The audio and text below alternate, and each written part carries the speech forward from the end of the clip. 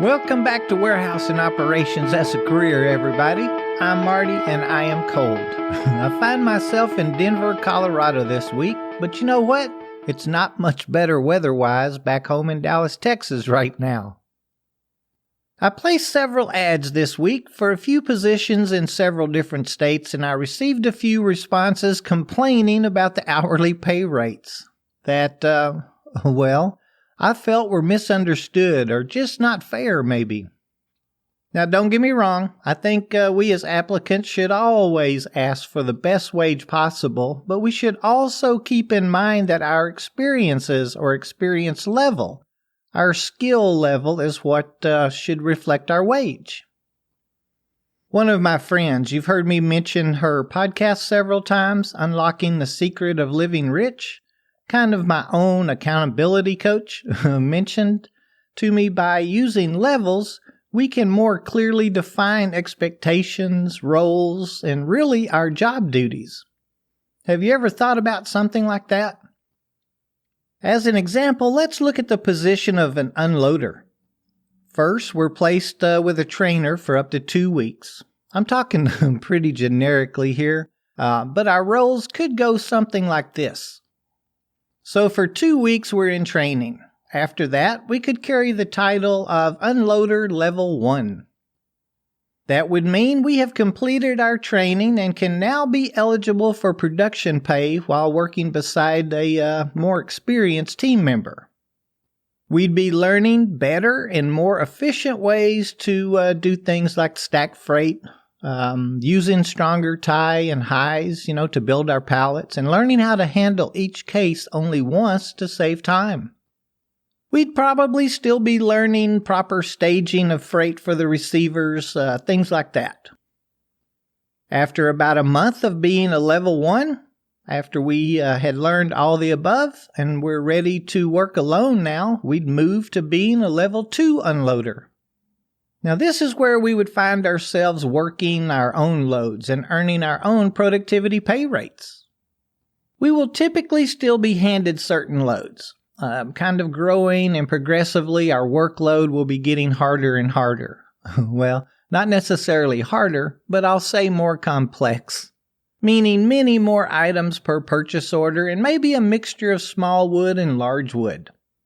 Once we have mastered those loads and learned to capture the efficiencies the larger loads can bring to us, we're ready to move to that level 3 unloader designation, where we would be considered a professional now. This is where we're making the big bucks. Maybe we'll have a few other responsibilities such as, being a qualified trainer, maybe helping out the dock leads. A level 3 unloader is where the next leads and supervisors will likely be pulled from. Continuously moving forward is what we're all looking for, right? So, back to my ad story. Like I was saying, I received a few negative comments regarding the pay rates for a couple of positions that I'd posted. One was for an order selector at a low productivity produce distribution center. A comment was left saying, "I was making that 10 years ago." Another gentleman stated that you could not live comfortably with that pay rate. Now I went and checked out both of these profiles, just as a recruiter is going to do, and discovered that both of these gentlemen were definitely level 3 order selectors. Yes, they were both worth double what this job was paying, but this job was being offered as an entry-level position. A get-your-foot-in-the-door position. A chance for that first job candidate to get some training to become a level 3 order selector one day. Now, I think everyone needs a chance. All of us level 3 selectors, we were given a chance. It's kind of time to pay it forward. Could I have done a better job posting the position, maybe explaining more? I guess so. But didn't I do that with posting the wage? If we are worth more because of our experiences and skill level, shouldn't we just scroll on to the next ad that is asking for our qualifications? I think so. I had another ad for a sanitation position. Oh my gosh, I received like 4 or 5 comments about how I'm not going to find anyone to clean a warehouse. And that's just not true. I'm still trying to figure out how someone can make a comment about a position they know nothing about. They haven't called and checked out the position or asked any questions at all. One individual commented that he wasn't going to clean toilets. The restrooms aren't even in this particular job description. I have about 6 accounts that we supply order selectors for. Let's talk about the different levels of that skill. One of the accounts is what I'd call a low to zero productivity center. Accuracy is their biggest concern. Now, this is a great facility to grow with. One of the things I admire about this account is that their management team will spend time with the new boots and train them to just about any position a new boot would like to grow into.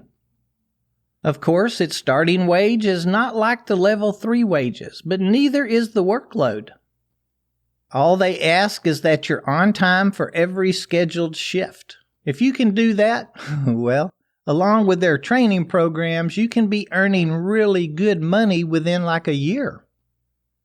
2 other accounts I'd like to talk about are what I'd call level 2 facilities. Productivity here is at least doubled a level 1 operation.